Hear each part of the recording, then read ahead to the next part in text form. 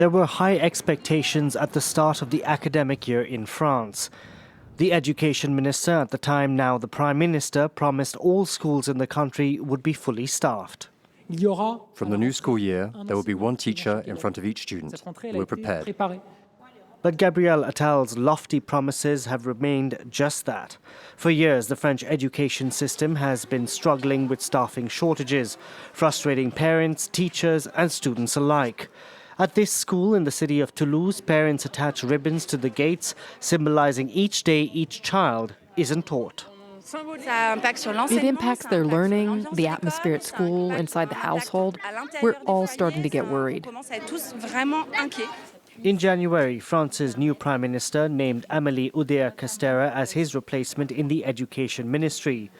But her appointment quickly caused a storm after she defended her decision to send her children to private school. After protesting over pay and working conditions, the new nomination was yet another reason for teachers to take to the streets. They allege the government's planned reforms for the next academic year, which includes experimenting with uniforms, drama classes and learning the national anthem, don't meet their pressing needs.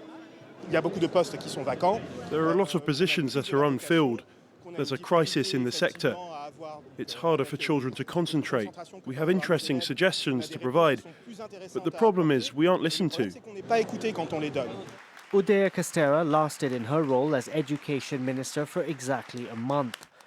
With staffing shortages in French schools still an issue, the government recently announced measures to simplify requirements for teacher training. The ultimate goal when this plan is in place is to provide better training, anticipate what the country needs, and recruit as many people as possible right after high school, reducing the need to recruit contract workers. Last week, the French state was condemned by a court for hours of lost learning by students in Versailles.